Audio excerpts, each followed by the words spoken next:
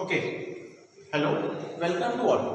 Good morning students. आज हम लोग बात करते हैं क्लास 11th के लिए जो बच्चे 10th पास आउट करके आते हैं। सबसे पहले उनके माइंड में, दिमाग में ये रहता है कि सर हम लोग क्या सब्जेक्ट लें, कैसे लें। अब काफी बच्चे जो हैं वो क्या कहते हैं कि सर बायोलॉजी। अब बायोलॉजी है क्या?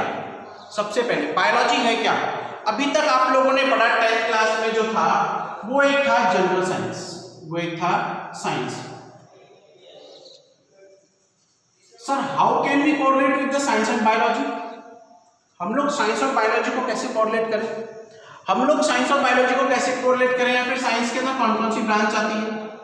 तो अभी तक आप लोगों ने जो साइंस के अंदर पढ़ा उसमें आपके पास फिजिक्स भी था, केमिस्ट्री था और बायोलॉजी था।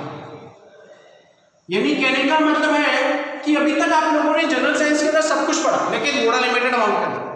आप लोग 11th क्लास में अगर कोई भी स्ट्रीम इलेक्ट करते हो, कोई भी स्ट्रीम चुनते हो, तो आप लोगों को क्या है, you have to go in advance, you have to go to in advance. आप लोगों को एडवांस में जाना है, ठीक है। अब एडवांस में सर कैसे जाए, हमें तो वर्ड का मीनिंग ही नहीं पता।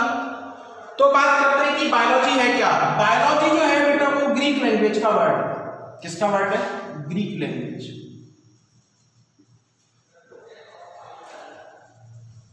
ग्रीक लैंग्वेज किसका वर्ड है? वो ग्रीक लैंग्वेज का वर्ड है, ठीक है। अब ग्रीक लैंग्वेज में दो वर्ड, ये वर्ड जो है दो शब्दों से मिलकर बना हुआ। एक तो होता है बायोस और एक होता है लोगोस। एक होता है बायोस और एक होता है लोगोस।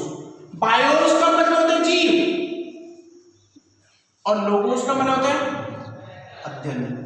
हिंदी में बात करें हम थोड़ी, इंग्लिश में बात करें तो लिविंग, और इसका मतलब क्या होता है? स्टडी। इसका मतलब क्या होता है? स्टडी, यानी जीवों का अध्ययन। अगर हम लोग बात करें इसको आप लोग क्या बोलते हो हिंदी में? जीव विज्ञान। क्या बोलते हो? जीव विज्ञान। जीव का मतलब तो आप लोगों को समझ में आ गया, कोई भी सजीव हो यानी जो जिंदा है वो। विज्ञान का मतलब होता है अध्ययन करना। अगर हम लोग बात करें कि बायोलॉजी में आप किसका अध्ययन करते हो, तो जीवों का अध्ययन, जीवों का अध्ययन, ठीक है। हम लोग बात करते हैं, अब बात करते हैं कि सर हम इसकी डेफिनेशन कैसे निकालें, कैसे करें। तो biology is a branch of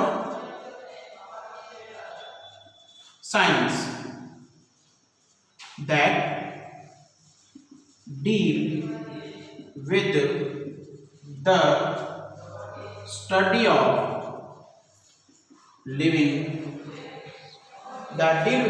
of living organism। देखो ऑर्गेनिज्म जीव, ठीक है, लिविंग सजीव, ठीक है, और स्टडी आ गया आप लोग यानी कि जीवों का अध्ययन, यानी कि विज्ञान की वो शाखा जिसमें आप लोग क्या करते हो? सजीवों का अध्ययन करते हो। क्या कहलाती है आप लोगों के? जीव विज्ञान कहलाती है, ठीक है। अच्छा, जीव विज्ञान की सबसे पहले खोज किसने की थी? तो अरस्तु। हिंदी में बात कर रहा हूं, अरस्तु, और इंग्लिश में एरिस्टोटल, ठीक है, एरिस्टोटल। ओके, इसने क्या किया था? विज्ञान की, जीव विज्ञान की खोज की थी। तो इसे आप लोग फादर ऑफ बायोलॉजी भी कहते हैं। फादर ऑफ बायोलॉजी यानी कि जीव विज्ञान के जनक, जीव विज्ञान के जनक। क्या बोलते हो? जीव विज्ञान के जनक, ठीक है, ठीक है। अब बात करते हैं कि सर अभी तक तो हम लोगों ने, ठीक है, बायोलॉजी के बारे में पढ़ा। अभी हम लोगों को बायोलॉजी से आगे क्या क्या पढ़ना है, बायोलॉजी में कौन कौन सी ब्रांचेस आएंगी, हमें क्या क्या पढ़ना है, हम लोग बात करते हैं उसके बारे में। तो पूरे बायोलॉजिकल वर्ल्ड को, पूरे जीव जगत को, यानी कि पूरी बायोलॉजी को दो ब्रांच में डिवाइड किया गया।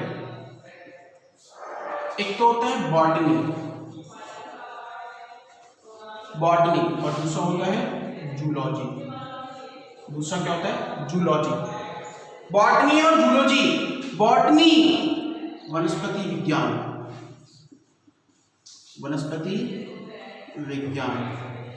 जूलॉजी प्राणी विज्ञान। कौन सी होती है?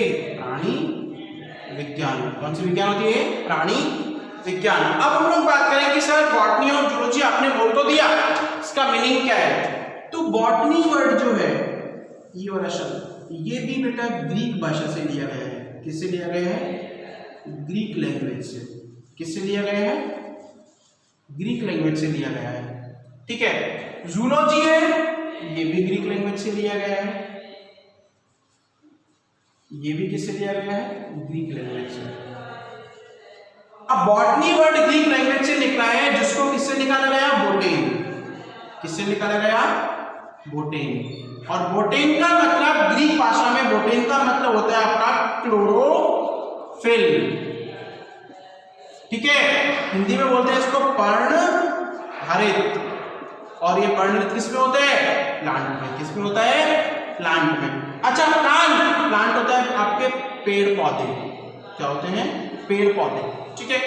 प्लांट क्या होते हैं आप लोगों के? पेड़ पौधे। अच्छा, अब बात करते हैं कि प्लांट की। प्लांट पेड़ पौधे हैं तो डेफिनेशन क्या आएगी? The branch of biology that, यहां पर हम लोगों ने ब्रांच ऑफ बायोलॉजी बोला, और बायोलॉजी को क्या बोला? विज्ञान की शाखा। बायोलॉजी को क्या बोला हम लोगों ने? विज्ञान की शाखा। और इसे क्या बोला आप लोगों ने? Branch of biology that deal with the study of plants. अच्छा, अब बात करते हैं स्टडी। मैंने यहां पर स्टडी बोला। स्टडी में आप लोग कितने पैरामीटर लेते हो?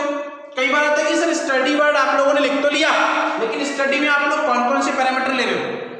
तो स्टडी में आप लोगों के आते हैं 2 पैरामीटर। एक तो आती है उसकी मॉर्फोलॉजी,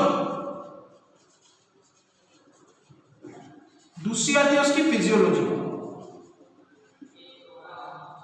मॉर्फोलॉजी होती है आकारिकी, और फिजियोलॉजी होती है कारिकी, और एक तीसरी आती है उसकी एनाटॉमी। ANATOMY। एनाटॉमी होती है उसकी आंतरिकी। आंतरिकी। बेटा ये शब्द जो है कई बार आप लोगों को परेशान करेंगे क्लास 11 के अंदर। ये वर्ड कई बार आएंगे। Morphology, branch of science biology, या साइंस की वो branch that deal with the study of a living being from the outer view.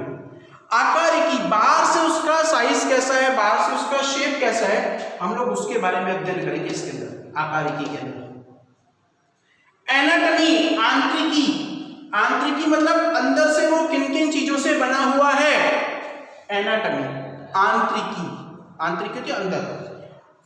Physiology, कारिकी। कारिकी मतलब कि अंदर उसके पास कौन कौन से टिश्यूज हैं, ऊतक है, कौन कौन सी सेल है, और कौन कौन से ऑर्गन है, वो किस तरीके से काम कर रहे हैं।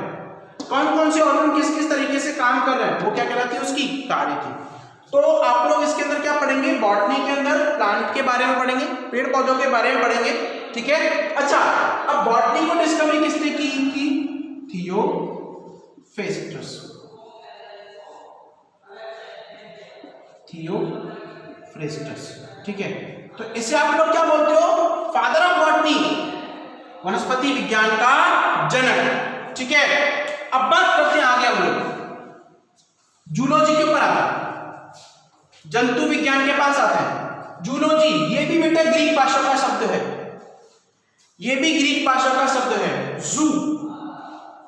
जू का मतलब बेटा यहां पर तुम लोग चिड़ियाघर मत समझ लेना, चिड़ियाघर नहीं होता। ये 2 शब्दों से मिलकर बना है, जूलॉजी। लॉजी वर्ड तो है वो लोगस से निकला है, इसका मतलब होता है अध्ययन या स्टडी। ठीक है। जू, जू का मतलब होता है बेटा मूवमेंट,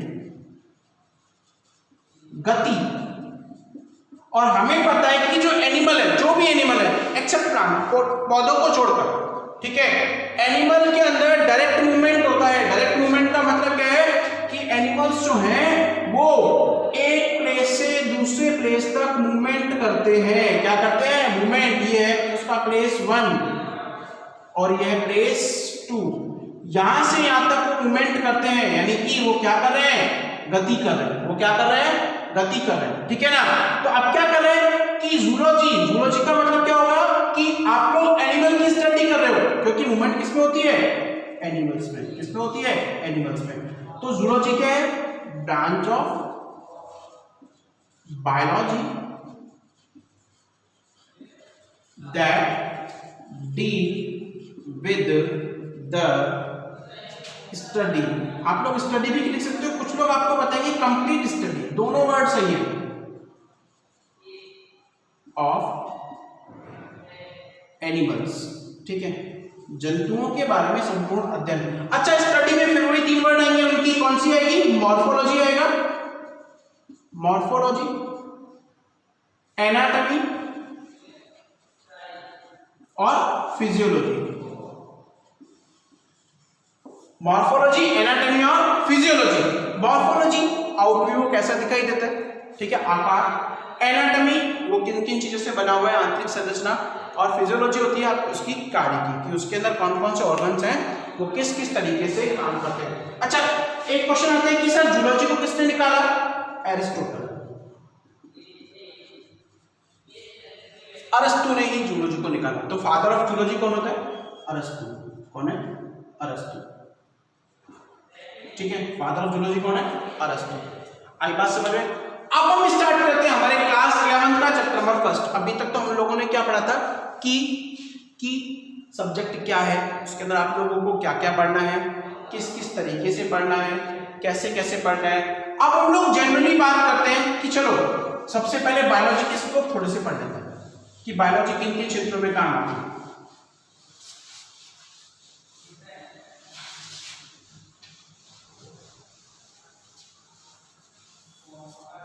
ठीक है, कि बायोलॉजी जो है उसके अंदर कौन कौन से चैप्टर आते हैं और बायोलॉजी जो है किन किन क्षेत्रों में काम आती है, किस किस तरीके से काम आती है। तो क्लास 11 के अंदर आप लोगों को सबसे फर्स्ट चैप्टर, आपका सबसे फर्स्ट चैप्टर आता है, सबसे simple, the living world. Living world, living world. ठीक है, अच्छा सर एग्जैक्ट मीनिंग क्या है लिविंग वर्ल्ड का? एग्जैक्ट मीनिंग क्या है लिविंग वर्ल्ड का? द लिविंग वर्ल्ड चैप्टर 1 आपकी एनसीईआरटी बुक में सबसे पहला चैप्टर है, ये है एनसीईआरटी का लिविंग वर्ल्ड, जीव जगत। हिंदी अगर हिंदी मीडियम वाला कोई है तो जीव जगत क्या है? जीव जगत। अच्छा, अगर हम लोग बात करें कि जीव जगत क्या है, लिविंग वर्ल्ड क्या है, उसके अंदर आप लोगों को क्या पढ़ना? मैं अगर बात करूं जीव जगत तो जीवों का जगत, जीवों का जगत। अच्छा, लिविंग की बात करें, वर्ल्ड तो ठीक है संसार, हम लोगों ने मान लिया कि वर्ल्ड जो है एक संसार है, लेकिन सबसे पहले अगर हम लोग बात करें चैप्टर नंबर 1 के अंदर what is the exact meaning of living, आप लोगों ने अभी पढ़ा भी है कि लिविंग कई बार आप लोग पढ़ चुके, क्लास 3 से पढ़ते आ रहे हो, 2 वर्ड पढ़ोगे आप, पढ़ते आ रहे हो, एक तो है लिविंग और दूसरा उसका अपोजिट है नॉन लिविंग। सजीव और एक है निर्जीव, निर्जीव। ठीक है, सजीव और निर्जीव। ओके, हम लोग बात करते हैं कि ठीक है सजीव और निर्जीव क्या है, किस तरीके से बात करते हैं। अगर किसी बच्चे से या किसी स्टूडेंट से क्वेश्चन पूछा जाए तो सबसे पहला आता है सर सजीव जो है वो क्या करते हैं? सांस लेते हैं, ब्रीथ।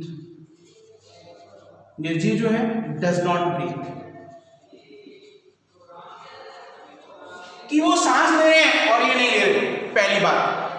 ठीक है, वो तो हम जानते हैं, 3rd क्लास से पढ़ते हुए आ रहे हैं। मैंने अभी थोड़ी देर पहले क्या बताया कि अभी हम लोगों को कहाँ जाना है, थोड़ा सा एडवांस लेवल के अंदर जाना है, थोड़ा सा एडवांस लेवल के अंदर जाना है कि सजीव हैं, ठीक है, सांस लेते हैं। सजीव जो है वो श्वसन करते हैं, हिंदी में लिखता हूँ श्वसन, या फिर सांस लेते हैं।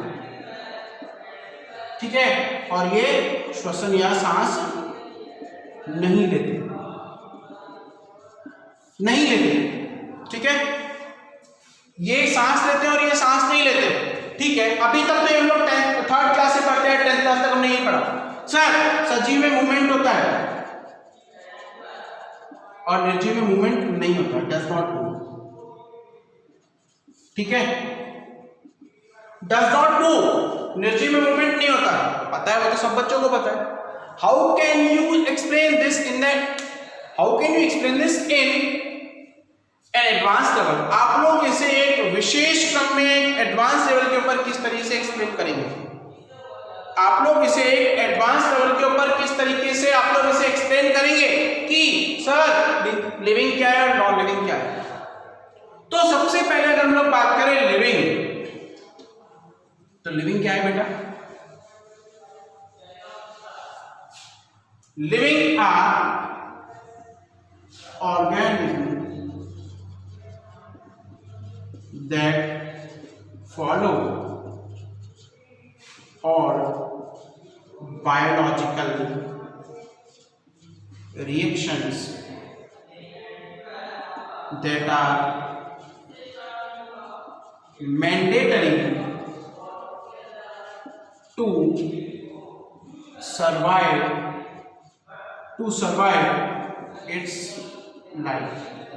ठीक है, लिविंग जो है वो एक ऐसे जीव हैं या एक ऐसे जीव हैं जो बायोलॉजिकल एक्शंस करते हैं, जो that are mandatory to survive its life on earth, यानी पृथ्वी पर उसके जीवन को सर्वाइव करने के लिए या किसी भी जीव को जीवित रहने के लिए जो जैविक क्रियाएं करता है वो क्या कहलाता है? लिविंग। वो क्या कहलाता है? लिविंग। अच्छा, what do you mean by biological reaction? Sir इस वर्ड का मीनिंग तो बताओ आप। बच्चों का क्वेश्चन आता है सर बायोलॉजिकल रिएक्शन क्या है? हिंदी में बोलते हैं जैविक क्रियाएं। जैविक क्रियाएं। अब बात करते हैं कि सर बायोलॉजिकल रिएक्शंस है क्या, जैविक क्रियाएं हैं क्या? तो reactions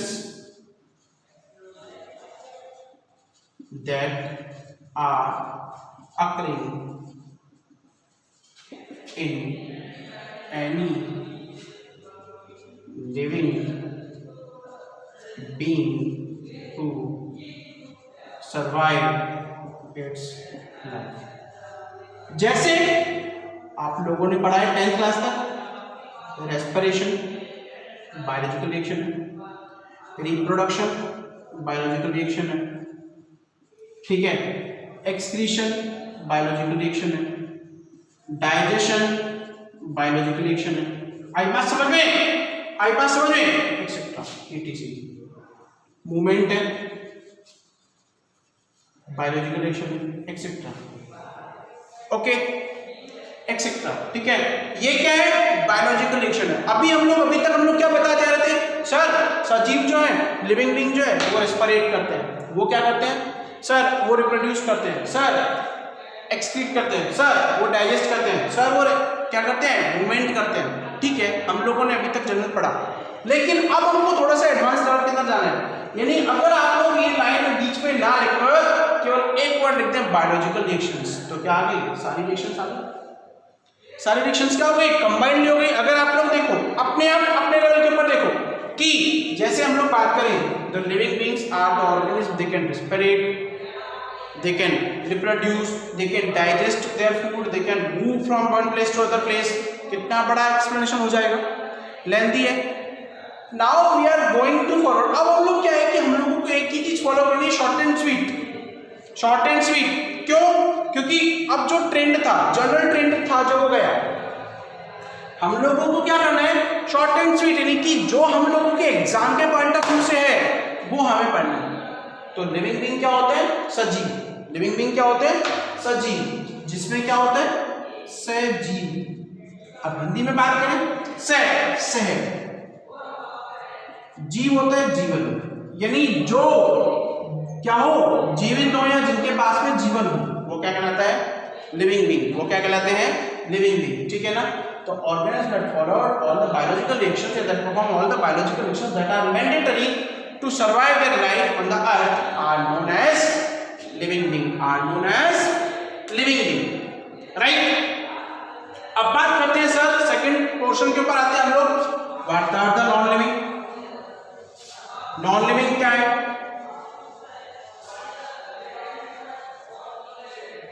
what are the non living? निर्जीव। निर्जीव, निर बिना, जीव बिना जीवन के, जो जिंदा नहीं है मरे हुए, ठीक है, जो जिंदा नहीं है मरे हुए क्या कहलाते हैं? Non living. क्या कहलाते हैं? Non living. अच्छा, अब आप किस पैरामीटर के ऊपर डिसाइड करोगे कि सर ये जीव निर्जीव है, ये जीव निर्जीव है? तो पैरामीटर्स के अंदर भी कौन सा आएगा? बायोलॉजिकल रिएक्शंस, जैसे रिप्रोडक्शन, वही सेम बायोलॉजिकल रिएक्शन, रेस्पिरेशन, ठीक है, reproduction, respiration, comma growth, digestion, ठीक है, एक्सक्रीशन, मूवमेंट, ये क्या है? सारे के सारे बायोलॉजिकल रिएक्शंस हैं। यानी इन्हीं पैरामीटर के ऊपर हम लोग लिविंग और नॉन लिविंग को निकालेंगे। लिविंग में क्या है कि all these are perform, all these are perform, but while non living does not perform. तो डेफिनेशन क्या निकल कर आएगी? Non livings are the organism, निर्जीव वो जीव है, या फिर non livings are the things. यहां पर हम लोग जीव नहीं कहेंगे। काफी टीचर्स या काफी बच्चे क्या गलती करते हैं? Sir non living beings are the organism. नहीं, जब वो जीव ही नहीं है तो उसके लिए ऑर्गेनिज्म वर्ड क्यों यूज करें? जब वो जीव ही नहीं है तो उसके लिए ऑर्गेनिज्म वर्ड क्यों यूज किया जाए बेटा? तो non livings are the things, वो क्या है? चीजें, कोई वस्तुएं हैं, ठीक है, दैट डज नॉट परफॉर्म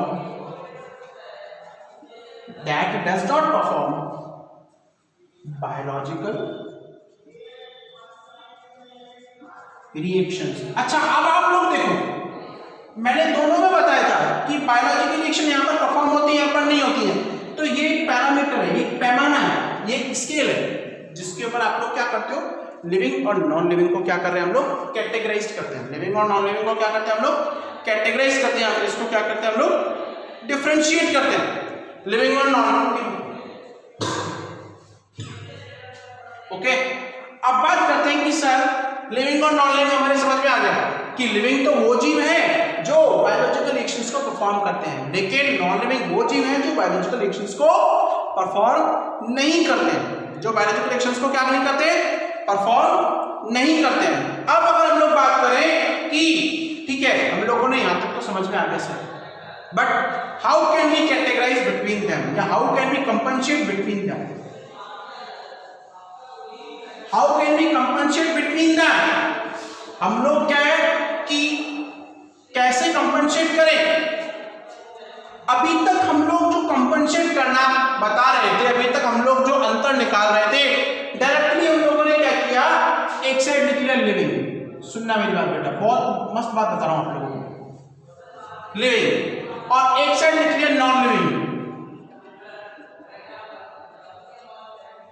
बहुत मजा आएगा अभी आपको पढ़ने में, बहुत मस्त मजा आएगा पढ़ने में, क्योंकि ये छोटे छोटे तरीके हैं जो आप लोग 10 से 11 में जाते हो, तो 11th क्लास के अंदर हम लोग क्या है कि ये गलतियां अक्सर कर बैठते हैं, और इन गलतियों के कारण आप लोग जब एडवांस लेवल के अंदर जाते हो, तो एडवांस लेवल में जाने के बाद में क्या है कि टीचर्स जो है वो आप लोगों के इन गलतियों के कारण मार्क्स काट, नंबर कट जाते हैं। अब मैंने किसी बच्चे से पूछा कि सपोज दैट कि आप लोग लिविंग और नॉन लिविंग में अंतर बताइए। बोले सर लिविंग कैन रेस्पिरेट, बड़ा शान से खड़ा होता हो, लिविंग कैन रेस्पिरेट, ठीक है, non living can not रेस्पिरेट, not रेस्पिरेट।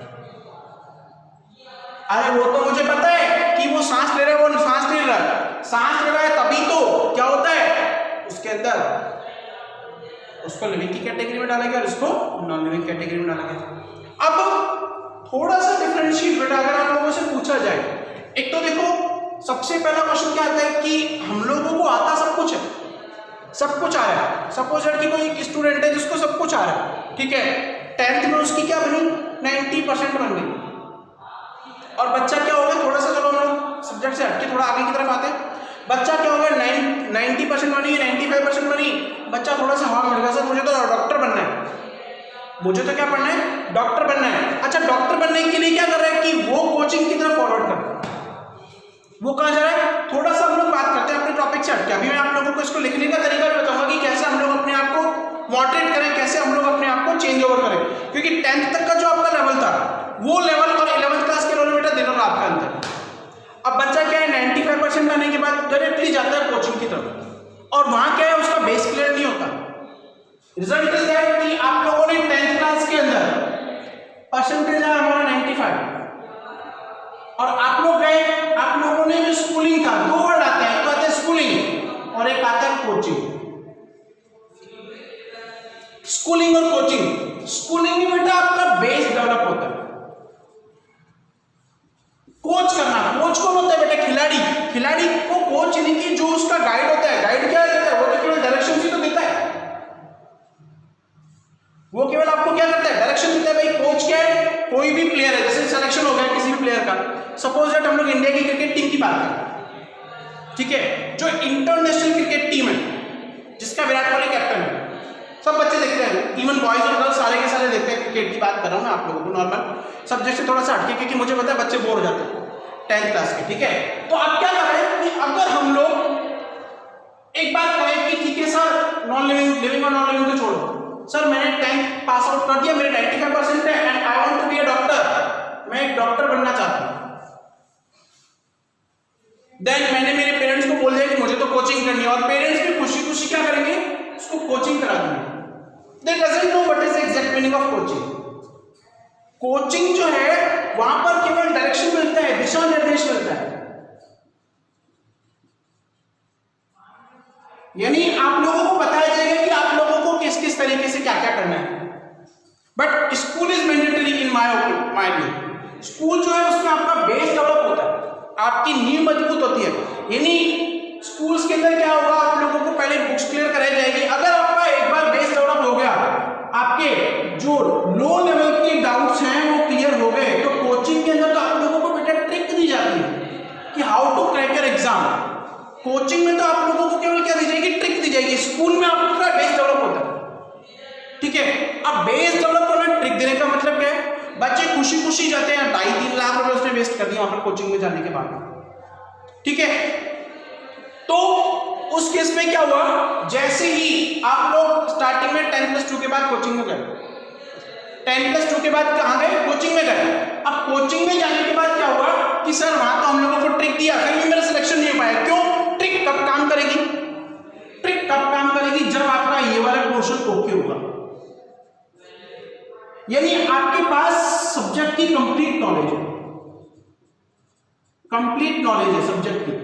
अब वहां पर तो उस बच्चे के साथ में क्या आएगी? ट्रिक जो होगी अब ओके, और यहां पर होगा गुड, तो वेल एंड ओके, बहुत अच्छा हो जाएगा, और you have crack your exam. आप लोग अपना एग्जाम क्रैक कर सकते हो इजीली, ठीक है। लेकिन अगर कोई बच्चा डायरेक्टली उसने इसको इलेक्ट किया, यहां से जाने के बाद यानी कि लॉन्ग वे नहीं अपनाता, उसने शॉर्ट वे अपनाया, कोचिंग में गया, तो कोचिंग में जाने के बाद क्या है? ट्रिक। अब वो ट्रिक कब लेगा? जब उसको बुक के बारे में तो कुछ नॉलेज है ही नहीं, उसने बुक तो पढ़ी नहीं है, बुक तो पढ़ी नहीं है, छोटी छोटी बेसिक चीजें तो उसने पढ़ी नहीं है, वो तो ट्रिक के ऊपर काम कर रहा है। और कंडीशन इज दैट कि बच्चा जो यहाँ का रहता है ना वहां का रहता है, ठीक है। फिर बात करते हैं, चलो ये तो ठीक है, बच्चों को थोड़ा सा एज इंटरेस्ट के लिए बात कर रहे थे। अब हम लोग बात करते हैं कि सर हम लोग डिफरेंस कैसे निकालें, डिफरेंस कैसे निकालें, डिफरेंस कैसे लेके। अभी तक हम लोगों ने लिखा बस पेपर के 2 पार्ट कर दिए कि सर लिविंग जो है दे can रेस्पिरेट, they does not रेस्पिरेट, they can reproduce, they does not reproduce, right. अब अगर हम लोग बात करें लिविंग और नॉन लिविंग के बीच में किसकी बात? डिफरेंस की बात करते हैं। तो किस तरीके से डिफरेंस आपको निकालना है वो सुन लीजिएगा, थोड़ा सा एडवांस लेवल, चाहे वो आपको फिजिक्स हो, चाहे केमिस्ट्री हो, चाहे आप लोगों को बायोलॉजी हो, ठीक है। मैं मैथमेटिक्स की बात नहीं करूंगा कि मैथमेटिक्स के अंदर तो हम लोगों को सब कुछ सॉल्व करना पड़ता है, क्वेश्चंस आते हैं वो सॉल्व करने पड़ते हैं। सपोज दैट आपका क्वेश्चन आया है, मैं आपको क्वेश्चन की बात करता हूं, differentiate between living and non living, ठीक है। और ये क्वेश्चन है आपका 4 नंबर फॉर एग्जाम्पल, और आपके पास टाइम कितना बचा है? टाइम बात कर रहा हूं, आप लोग लास्ट में कर रहे हो, 4 नंबर का क्वेश्चन है, ठीक है। टाइम बचा आप लोगों के पास केवल 10 मिनट का। अब 10 मिनट में आप लोग कितना लिख पाओगे कि आपको 4 नंबर पूरे मिले? तो हम लोग एडवांस मेथड जानते हैं जो कि बेसिकली आप लोग 3 पैरामीटर के ऊपर जीवित। जैसे एक पैरामीटर का होता है कैरेक्टर। कैरेक्टर हमें पता है लिविंग और नॉन लिविंग दोनों के अंदर वही कॉमन है, एक साइड लिविंग और एक साइड नॉन लिविंग। ठीक है, कैरेक्टर में आपने पहला लिया ग्रोथ, या फिर कैरेक्टर को आप लोग बायोलॉजिकल एक्शन भी बोल सकते हो, ग्रोथ। लिविंग में प्रेजेंट और यहां एब्सेंट। ठीक है, सेकंड कैरेक्टर लिया आप लोगों ने रिप्रोडक्शन, प्रेजेंट या अकर, डज नॉट अकर। ठीक है, थर्ड कैरेक्टर लिया आपने excretion, occur, does not occur. यानी इस तरीके से अगर आप रखोगे आपका एक तो टाइम बचेगा और आपका प्रेजेंटेशन का तरीका अच्छा होगा। सेकंड थिंग इज कि आप लोगों को क्या है कि डिस्क्राइब करने की रिक्वायरमेंट नहीं है, जहां पर एक पूरा लाइन लिखना पड़ रहा है उसकी जगह पर आप लोगों का एक ही वर्ड में काम हो रहा है। अब अगर आप लोग डायरेक्ट लिखोगे the growth is always present in the living being and growth is absent in the living being, तो यहां पर प्रेजेंट और एब्सेंट ही लिख दो ना। 3 वर्ड में जब पूरा सेंटेंस बन रहा है, 3 सेंटेंस का काम जब 3 वर्ड कर रहे हैं, तो व्हाई वी डोंट लेट, और मार्क्स नहीं मिलने हमें, मार्क्स में उतने ही मिलने, क्योंकि पेपर सेटर जो है वो आप लोगों से उतना ही काम करवाएगा और उतने ही मार्क्स उतने ही देगा इसके अंदर। ठीक है, अब बात करते हैं चलो थोड़ा सा आगे कैरेक्टरिस्टिक्स ऑफ लिविंग बीइंग। एक कैरेक्टर हम लोग आज करते हैं ग्रोथ। आपके इसमें टॉपिक है कैरेक्टर्स।